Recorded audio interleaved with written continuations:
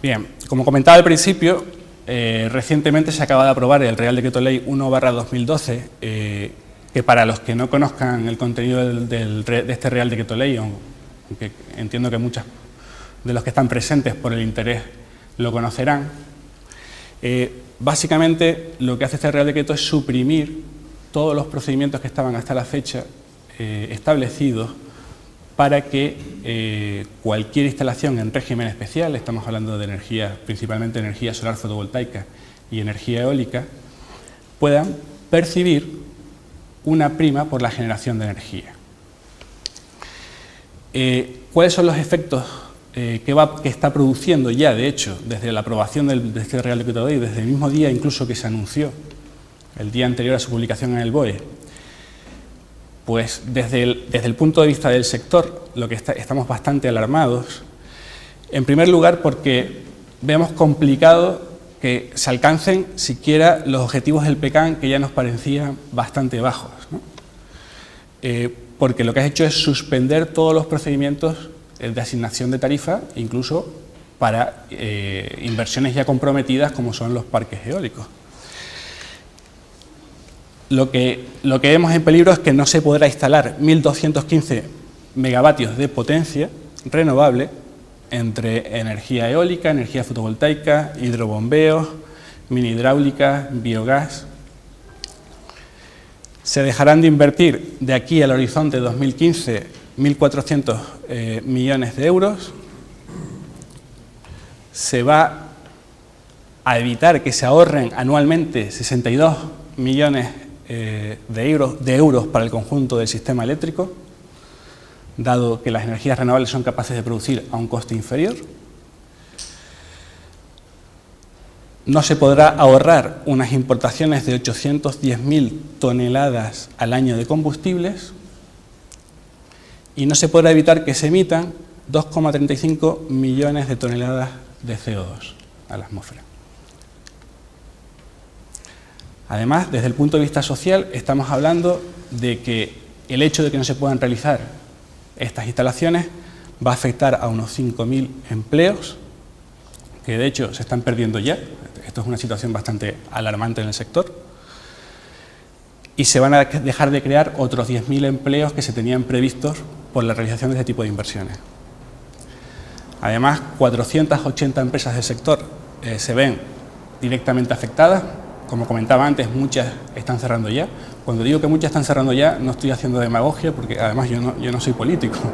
Yo soy el presidente de un clúster que desde la publicación de este Real Decreto Ley estoy recibiendo llamadas continuas de empresas del sector desesperadas. Muchas de ellas, más del 90% de estas empresas, estamos hablando de micropymes con menos de 10 trabajadores.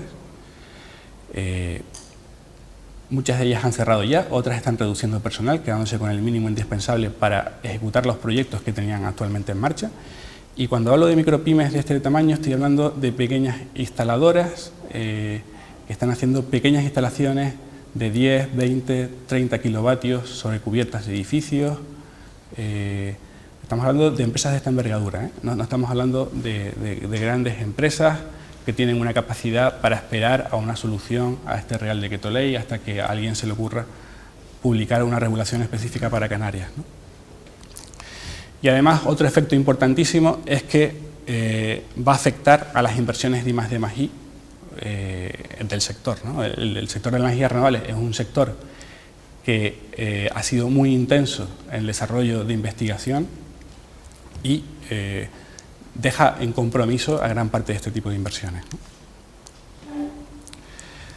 Aparte de esto, hay otro efecto económico directo sobre la economía canaria, y es que se van a dejar de ingresar, según cálculos que hemos realizado nosotros, unos 120 millones de euros por pérdidas fiscales en las corporaciones locales, en impuestos de construcción, en tasas, licencias y además en el sector eólico estamos hablando de la participación en el 9% de las administraciones, ¿no?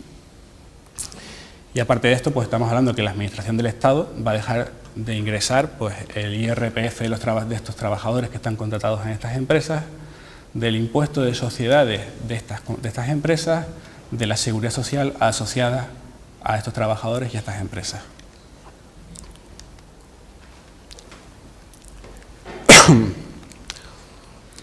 Bien, quería continuar hablando sobre las barreras que hemos venido sufriendo en el sector. Ahora la barrera es una barrera clara, y es decir que no hay sector, ¿no? El sector está en suspenso.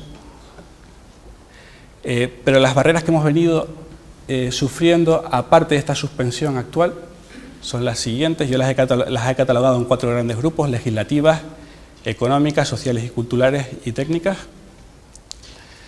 En cuanto a las legislativas, tenemos problemas de toda índole. A nivel municipal tenemos ordenanzas. Si hay 84 municipios, me parece que hay 88 municipios en Canarias, tenemos ordenanzas municipales, cada una de su padre y de su madre. Algunas consideran, por ejemplo, la producción de energía eléctrica con fotovoltaica, la consideran una actividad industrial y está prohibida, por ejemplo, en núcleos urbanos. En fin, tenemos una gran variedad de casuísticas, ¿no? Cuando no es un problema de actividad, estamos hablando de problemas de disciplina urbanística, porque hay que retranquear los paneles, por ejemplo, en una estación de servicio, que no se vean desde un ángulo de 45 grados desde la calzada. Tenemos planes de ordenación que van incluso en contra del Código Técnico de la Edificación. Los procedimientos administrativos de licencia de obra son en cada municipio completamente distintos. En fin, aquí podría contarles todo tipo de problemáticas, ¿no? A nivel insular, pues los correspondientes planes de ordenación. A nivel autonómico, aquí hablo de los procedimientos de autorización administrativa y puesta en marcha. Si bien es cierto que el pasado diciembre se ha aprobado un Real Decreto que para instalaciones de menos de 100 kilovatios está eximiendo de la autorización administrativa. Eso pensábamos que iba a ser un impulso importante en el sector, porque además permitía otra serie de cuestiones que comentaré más adelante.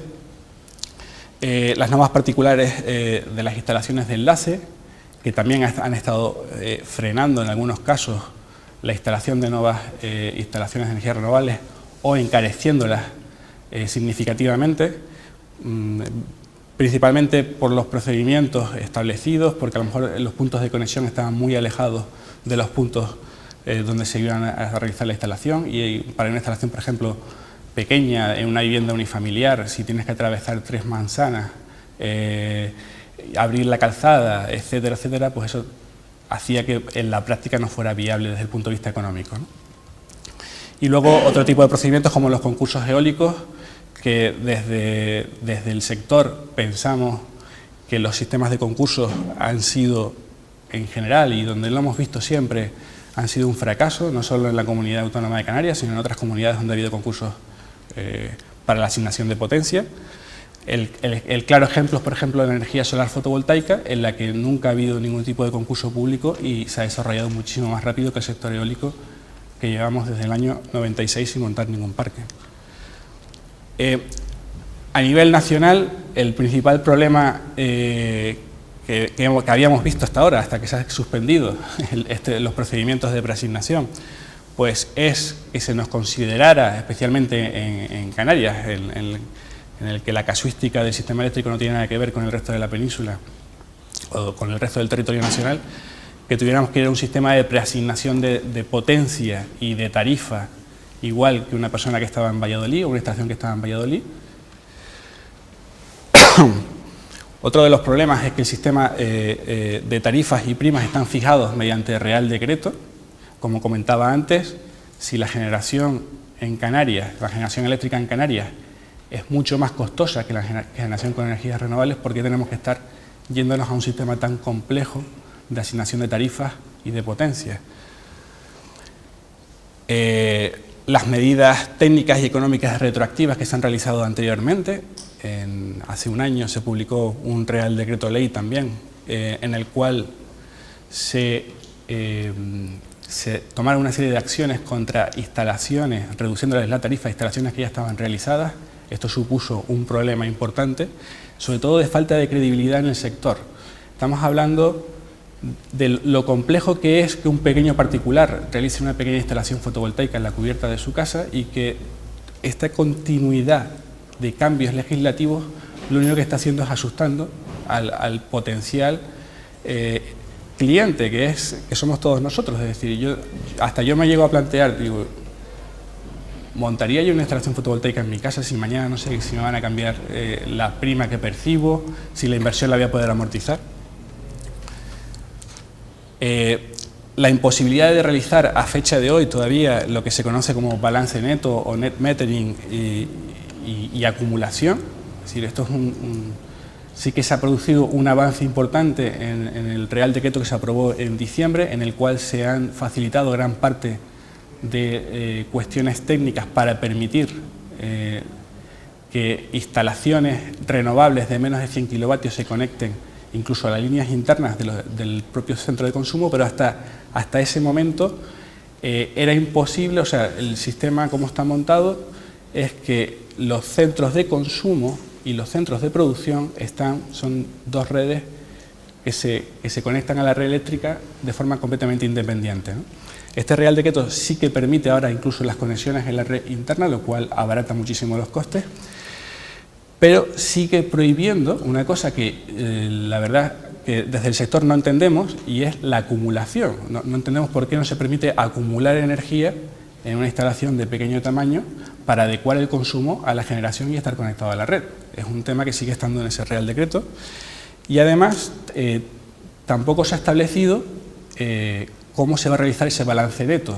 El balance neto, para que los que no conozcan el término, básicamente consiste en que produces energía y consumes energía desde el mismo punto de conexión, y lo que haces es que la compañía eléctrica te factura por la diferencia. Si has consumido más de lo que has producido, te saldrá a pagar, y si has producido más de lo que has consumido, en teoría te sale a que te pague la compañía eléctrica, aunque el borrador que hay de propuesta de Real Decreto, que ahora mismo está en estudio por parte de la Comisión Nacional de la Energía, el mecanismo que se ha establecido o que se pretende establecer es que se compense el consumo a consumos futuros con un límite de 12 meses, de un año natural, ¿no? Ese es el borrador que hay ahora mismo en la Comisión Nacional de la Energía, pero que todavía no se ha aprobado, lleva más de un año en la Comisión Nacional de la Energía, y esta podría haber sido una de las medidas que se podría haber sacado en paralelo, por ejemplo, con este Real Decreto Ley, para que el sector tuviese una cierta holgura y pudiera seguir trabajando y seguir realizando instalaciones. Principalmente estamos hablando de instalaciones pequeñas de menos de 100 kilovatios en la red de distribución, ¿no? Luego, bueno, también tenemos un código técnico de edificación que es contradictorio y que no está adaptado a las características canarias, especialmente en la HE4 y la HE5 del código técnico de edificación, que se establecen una serie de criterios que a veces no salen a cuenta en Canarias, ¿no? Luego, con la compañía de distribución eléctrica, los procedimientos de obtención de los puntos de conexión también ha sido históricamente un problema. Si bien es cierto que ahora, con la publicación de este Real Decreto en diciembre pasado, se permite, al permitirse en instalaciones de menos de 100 kilovatios conectarte al mismo punto de consumo, pues se van a solucionar gran parte de estos problemas, ¿no? Y los procedimientos de obtención de certificado de instalaciones, equipos de medida, contratos de compraventa de energía, que siempre han resultado ser extremadamente complejos y tediosos a la hora de gestionarlos desde el punto de vista administrativo, ¿no?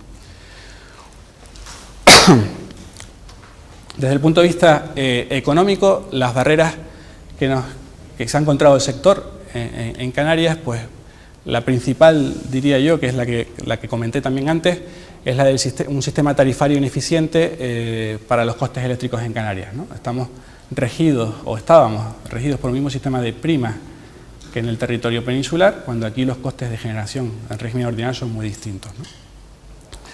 Bueno, también hay otro problema, que son los altos costes de la inversión inicial que conlleva una instalación de energías renovables. Es decir, en la situación económica actual, en la que hay falta de liquidez en el sistema, convencer a alguien que tenga dinero para realizar una inversión es bastante complicado, y si lo convences, esa persona tiene complicaciones a su vez para conseguir financiación de las entidades financieras. Y luego hay otra cuestión que desde nuestro punto de vista ha sido insuficiente, que es el impulso de las empresas de servicios energéticos, porque no existe suficiente financiación o, desde luego, entidades de financiación privadas, bancos, no están financiando operaciones de empresas de servicios energéticos. Para que todos nos entiendan, las empresas de servicios energéticos lo que hacen es que proporcionan energía en función de los ahorros que producen por realizar determinadas actuaciones en un centro de consumo. Por ejemplo, supongamos que tenemos un hotel y vamos a realizar una instalación de energía solar térmica que está ahorrando energía a ese hotel, ¿no? La empresa, en vez de realizar esa inversión por parte del particular, pero en este caso por parte del hotel, una empresa de servicios energéticos lo que hace es que realiza la inversión y amortiza con ese diferencial de ahorro, cobrándole periódicamente en función de la energía que consume al particular, ¿no?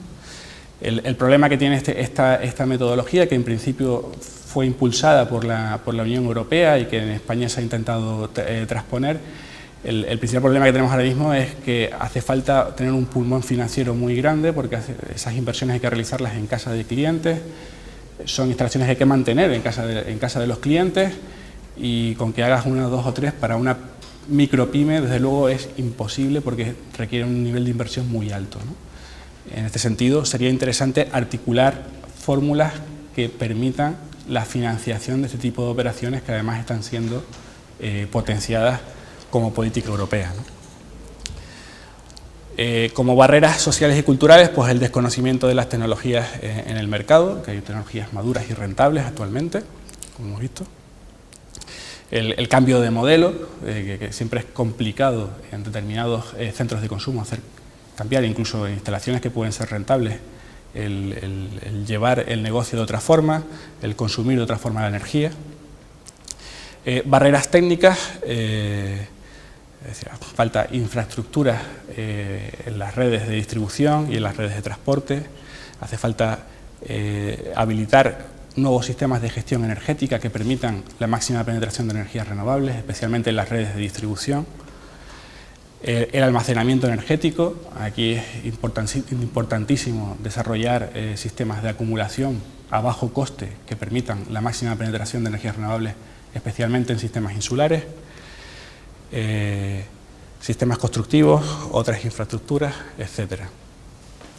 Bien, desde el punto de vista y esto lo comento como medida que nosotros creemos que puede ser una medida paliativa de la supresión ahora de los procedimientos de asignación de tarifas y de primas a las renovables, nosotros hemos pensado, y además lo hemos hecho llegar muchas veces y lo hemos comunicado muchas veces, y es que creemos que existe ya el mecanismo por el cual se permitiría a Canarias